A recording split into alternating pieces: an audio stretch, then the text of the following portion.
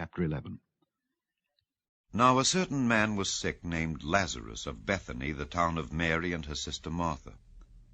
It was that Mary which anointed the Lord with ointment and wiped his feet with her hair, whose brother Lazarus was sick. Therefore his sisters sent unto him, saying, Lord, behold, he whom thou lovest is sick.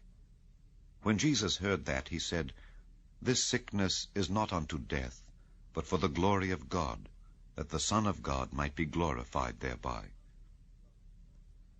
Now Jesus loved Martha and her sister and Lazarus.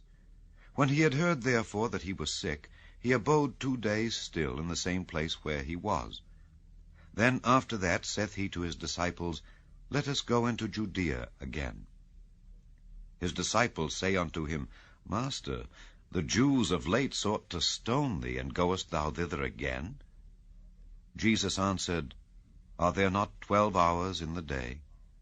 If any man walk in the day, he stumbleth not, because he seeth the light of this world. But if a man walk in the night, he stumbleth, because there is no light in him. These things said he, and after that he saith unto them, Our friend Lazarus sleepeth, but I go that I may awake him out of sleep. Then said his disciples, Lord, if he sleep, he shall do well. Howbeit Jesus spake of his death, but they thought that he had spoken of taking of rest in sleep. Then said Jesus unto them plainly, Lazarus is dead, and I am glad for your sakes, that I was not there, to the intent ye may believe. Nevertheless, let us go unto him. Then said Thomas, which is called Didymus, unto his fellow disciples, Let us also go, that we may die with him. Then when Jesus came, he found that he had lain in the grave 4 days already. Now Bethany was nigh unto Jerusalem, about 15 furlongs off.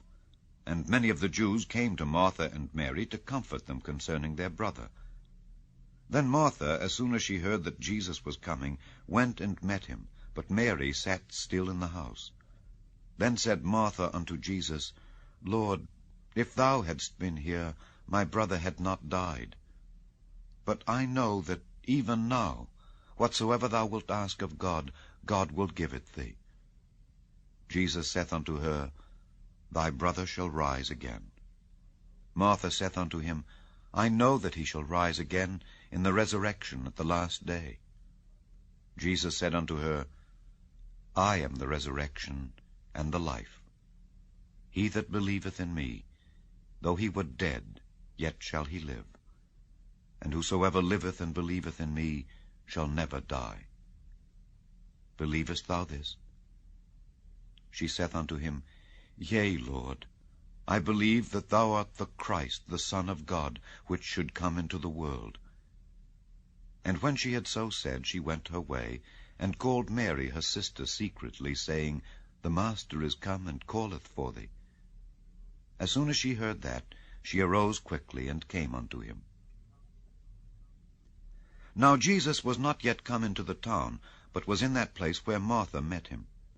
The Jews then which were with her in the house, and comforted her, when they saw Mary, that she rose up hastily, and went out, followed her, saying, She goeth unto the grave to weep there. Then when Mary was come where Jesus was, and saw him, she fell down at his feet, saying unto him, Lord, if thou hadst been here, my brother had not died. When Jesus therefore saw her weeping, and the Jews also weeping which came with her, he groaned in the spirit, and was troubled, and said, Where have ye laid him? They said unto him, Lord, come and see. Jesus wept. Then said the Jews, Behold, how he loved him. And some of them said, Could not this man, which opened the eyes of the blind, have caused that even this man should not have died? Jesus therefore, again groaning in himself, cometh to the grave. It was a cave, and a stone lay upon it. Jesus said, Take ye away the stone. Martha, the sister of him that was dead, saith unto him, Lord, by this time he stinketh, for he hath been dead 4 days. Jesus saith unto her, Said I not unto thee, that if thou wouldest believe, thou shouldest see the glory of God? Then they took away the stone from the place where the dead was laid, and Jesus lifted up his eyes, and said, Father, I thank thee that thou hast heard me. And I knew that thou hearest me always. But because of the people which stand by I said it, that they may believe that thou hast sent me.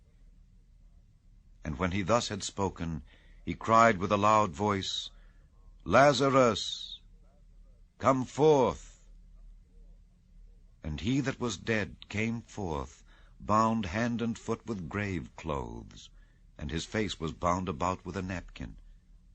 Jesus saith unto them, Loose him, and let him go.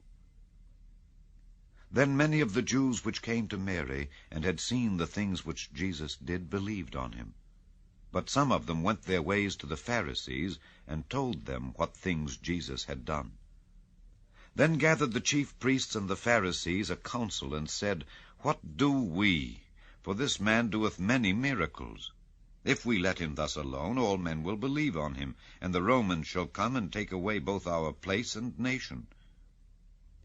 And one of them, named Caiaphas, being the high priest that same year, said unto them, Ye know nothing at all, nor consider that it is expedient for us that one man should die for the people, and that the whole nation perish not.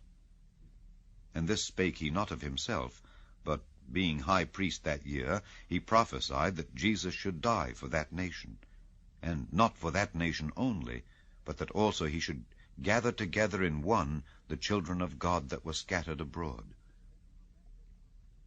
Then from that day forth they took counsel together for to put him to death.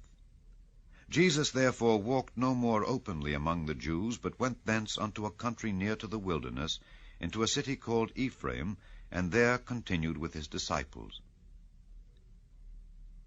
And the Jews' Passover was nigh at hand, and many went out of the country up to Jerusalem before the Passover to purify themselves. Then sought they for Jesus, and spake among themselves as they stood in the temple, What think ye, that he will not come to the feast? Now both the chief priests and the Pharisees had given a commandment, that if any man knew where he were, he should show it, that they might take him.